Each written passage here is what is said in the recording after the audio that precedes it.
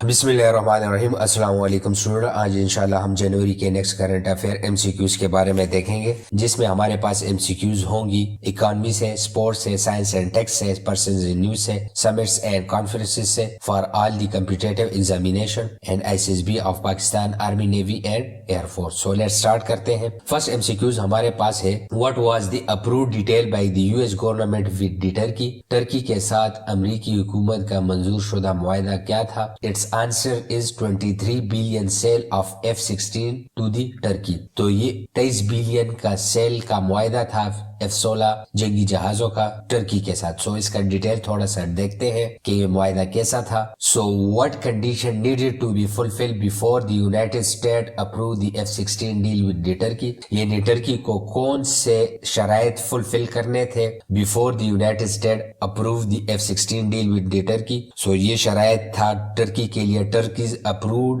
of NATO membership for Sweden، کہ اگر Turkey نے سویڈن کی ممبرشپ کو اپروو کیا تو تب یونائٹڈ اسٹیٹ جو ہے وہ F-16 کی ڈیل کرے گا ٹرکی کے ساتھ۔ یہ شرائط تھی اس کے پیچھے۔ اور how many F-16 warplane will Turkey receive in the approved deal according to the State Department؟ سو یہ کتنے F-16 حاصل کرے گا اس پلان کے تحت؟ سو ٹرکی حاصل کرے گا 40 F-16 جیٹ۔ اور اس کے علاوہ what is the total value of separate sale of 40 F-35 to the Greek؟ اور F-35 کی جو ڈیل ہو چکی ہے گریک کے ساتھ وہ کتنی کی ہے؟ تو وہ ہے 8.6 بلین کی۔ سو نیکسٹ ہم دیکھتے ہیں according to the doctor Shamshad Akhtar جو کہ فائنانس منسٹر ہے، what is the expected revenue collection target for the federal board of revenue during the current financial year? Doctor Shamshad Akhtar کے مطابق فیڈرل بورڈ آف ریونیو کے لیے رواں مالی سال کے دوران محصولات کی وصولی کا متوقع ہدف کیا ہے؟ سو یہ ہدف ہے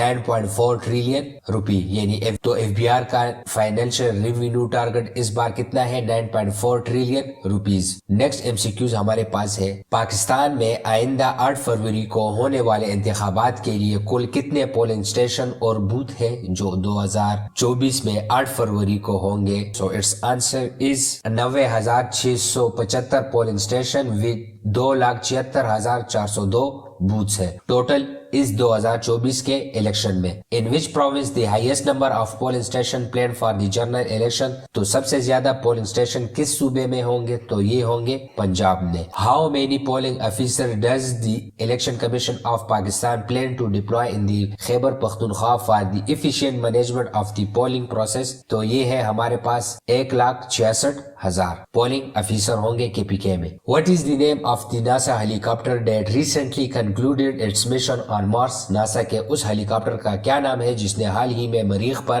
اپنے مشن کا اختتام کیا؟ So it's name is ingenuity. Ingenuity us Halley copter کا نام ہے جس نے ریسنٹلی اپنا مشن کمپلیٹ کیا۔ اس کے بارے میں تھوڑا سا ڈیٹیل دیکھتے ہیں۔ انجینیوٹی نک نیم جو ہے، اس کا نک نیم جو ہے وہ گنی ہے۔ Is an autonomous NASA helicopter that operate on Mars from 2021 to 2024 on the part of the Mars 2022-2020 mission۔ سو یہ اس کا نک نیم گنی ہے اور یہ مارس پہ 2021 سے کام کر رہا ہے اور اس ٹوٹل مشن کا نام تھا 2020 مشن۔ اس کے علاوہ اس کی کاسٹ ہے $80 ملین 2020 میں تھی، اور اس کے علاوہ اس کی میکسیمم سپیڈ ہے 36 کلومیٹر پر ہاور۔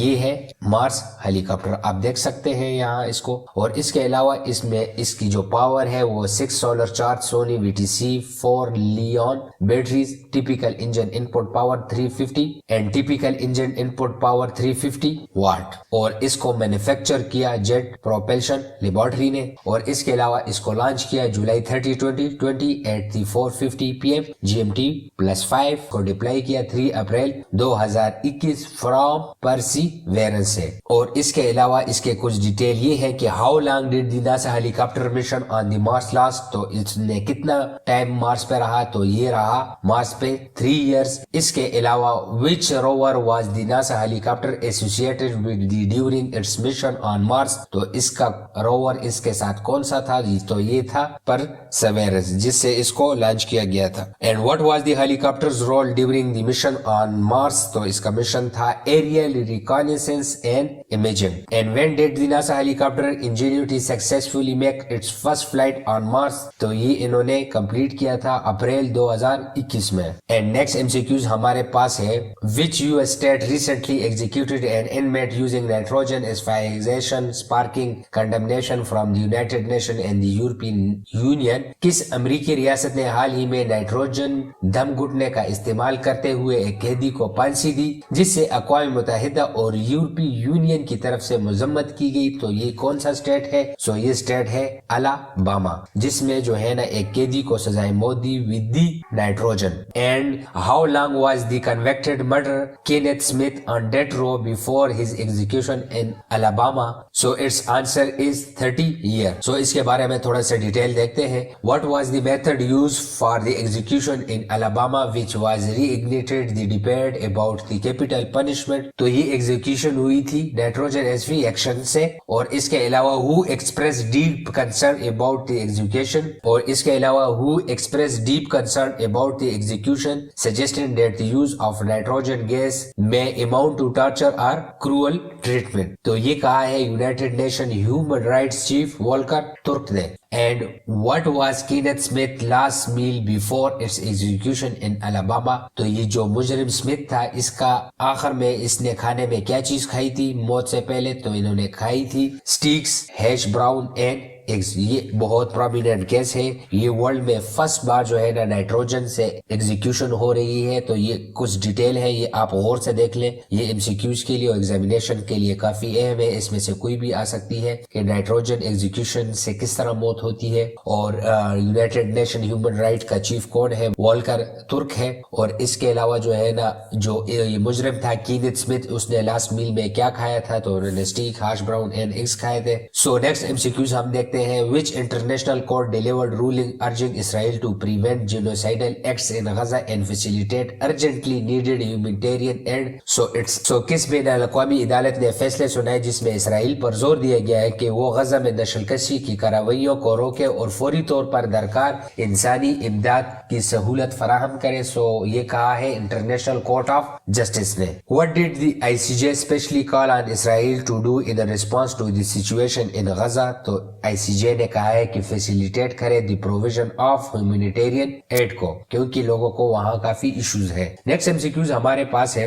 سرد موسم میں طلباء کو اپنی پسند کا سویٹر یا کوٹ پہننے کی اجازت دینے کا بنیادی مقصد کیا ہے؟ سو یہ ہوا ہے KP میں. اور اس کے پیچھے ریزن کیا ہے کہ انشور کرے اے کمفرٹیبل لرننگ انوائرمنٹ، کیونکہ وہاں بہت زیادہ سردی ہے جس کی وجہ سے KP کے ایجوکیشن ڈپارٹمنٹ نے یہ سہولت بچوں کو دی ہے. ہو از دی چیئرمین آف PTA کا چیئرمین کون ہے؟ سو it's answer is major general Hafeez Rahman. PTA main Pakistan tele communication authority. تو اس کے چیئرمین ہے میجر جنرل ریٹائرڈ حفیظ الرحمان. نیکسٹ MCQs ہمارے پاس ہے. ہو وon دی Australian Open women single title becoming the first women in 11 years to retain the title? تو یہ کون بن چکی ہے؟ سو it's answer is Ariana سبالنکا. Aryna Sabalenka نے Australian Open women single title won کر دیا ہے. Australian Open 2024 women final result Aryna Sabalenka beats Zheng Qinwen ان Melbourne. اس کے بارے میں کچھ ڈیٹیل دیکھتے ہیں کہ how long did Aryna Sabalenka take to defeat Zheng Qinwen in the Australian Open final? تو یہ ہوا ہے 76 منٹس میں. Who was the last woman before Aryna Sabalenka to retain the Australian Open title achieving the feat in 2012 and 13؟ So it is Victoria Azarenka. Why will Aryna Sabalenka name not mention her nationality on the trophy after winning the Australia Open title? So its answer is condition imposed on Russian and Belarusian player. یہ Russian اور بیلاروسین players کے ساتھ اس وجہ سے ہوا کہ ان کا نام کو منشن نہیں کیا گیا اور اس کی نیشنلٹی کو ٹرافی پر، کیونکہ رشیا جو ہے اس نے یوکرین پر حملہ کیا ہے اور بیلاروس جو کنٹری ہے وہ اس کو سپورٹ کر رہا ہے. تو اس کی وجہ سے انٹرنیشنل سینکشنز کی وجہ سے ان کے پلیئروں کے ساتھ یہ کچھ ہو رہا ہے. نیکسٹ MCQs ہمارے پاس ہے. Which cruise line own the world largest cruise ship Icon of the Sea? دنیا کے سب سے بڑے cruise ship Icon of the Sea کا مالک کون سی کروز لائن ہے؟ سو یہ سب سے بڑی ہے رائل کیریبین. رائل کیریبین جو ہے نا یہ ورلڈ لارجسٹ کروز شپ بن چکی ہے. اس کے بارے میں کچھ ڈیٹیل دیکھتے ہیں. What was the date when the icon of the sea sail into the port of Miami for the first time? So it's answer is January 10, 2024. 4. Who christened the icon of the sea and served as a godfather? So it is Lionel Messi. How many passengers can the icon of the sea accommodate at full capacity? So it is 7600 passenger इसमें बैठ सकते हैं, सफर कर सकते हैं. What is the name of the ship water park which is currently the largest at sea? So it is category 6. Next MCQs हमारे पास है, which telescope was used to detect water molecule in the atmosphere of the exoplanet GX9827d? Exoplanet GJ9827d की फजा में पानी के molecules का पता लगाने के लिए कौन सी दूरबीन इस्तेमाल की गई? सो रिसेंटली इन्होंने डिटेक्ट किया water molecules in the atmosphere. So it's telescope name is Hubble space telescope. What is the diameter of exoplanet GX9827d compare to the earth? So it's answer is about half of the size of the earth. ये planet है, इस planet का size है half of the size of the earth. What is the exoplanet GX9827d considered inhospitable for life despite having water vapors in its atmosphere? तो water vapour होने के बावजूद ये जगह कंसिडर की जा रही है इनहॉस्पिटेबल फॉर लाइफ. तो इसके पीछे रीजन क्या है? तो इसके पीछे रीजन है shearing temperature. And what is the temperature range of the exoplanet GX9827d? So it is around 800 degree Fahrenheit. तो ये काफी ज्यादा है जिसकी वजह से ये इनहॉस्पिटेबल है. नेक्स्ट एमसीक्यूज हमारे पास है, who was the first child to here for the first time by the gene therapy? Gene therapy के जरिए पहली बार सुनने वाले बच्चे का क्या नाम है? सो ये प्लीज इस एमसीक्यूज को गौर से देखिएगा. So it's name is एसम dam. एसम dam वो बच्चा है जिसकी पहली बार ट्रीटमेंट की गई है बाय द जीन थेरेपी और वो सुनने लगा है. This is the gene therapy allow N 11-year-old boy to here for the first time. पहला क्वेश्चन हमारे पास है कि दुनिया में कितने लोग हैं जो कि अफेक्टेड है कांजिनल डिफनेस से? तो ये तकरीबन 26 मिलियन है. और what is the age of इसाम dam who benefit from the gene therapy? So he is 11-year-old. And what was the इसाम dam response to the gene therapy? Literally hearing sound for the first time. Next MCQs हमारे पास है, how many Pakistani citizen were killed in the terrorist attack in Iran? तो ये कितने हैं? So it's answer is 9 पाकिस्तानियों को Iran में terrorist हमले में कत्ल किया गया है रिसेंटली ईरान में. और ये इनके कौन से सूबे में कत्ल किया गया है? तो ये कत्ल किया है सिस्तान बलोचिस्तान में जो कि ईरान में वाक़या है. When is the international Holocaust remembers day observe? Ban अल-अक़वामी Holocaust यादगार दिन कब मनाया जाता है? So it is remember on the जनवरी 27 को. होलोकॉस्ट किसे कहते हैं? होलोकॉस्ट का मतलब है टोटल डिस्ट्रक्शन. और ये हिटलर ने यहूदियों के खिलाफ किया था और इसमें तकरीबन 6 मिलियन ज्यूज जो थे यहूदी थे उनको एग्जीक्यूट किया था जिसकी याद में ये मनाया जाता है. तो how many Jews were killed during the Holocaust? Constituent 2/3 of Europe Jewish population. तो ये थे तकरीबन 6 मिलियन यहूदियों को मौत के घाट उतारा था हिटलर ने.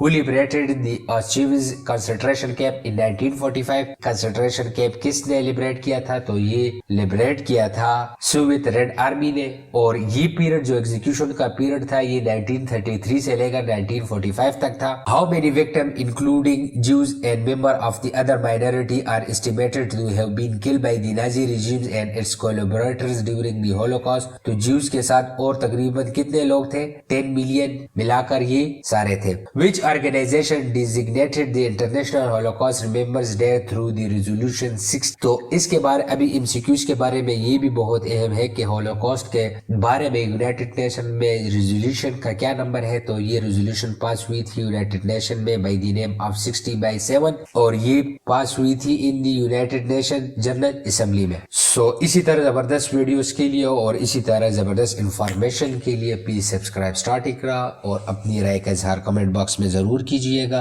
And please subscribe the channel and thank you very much.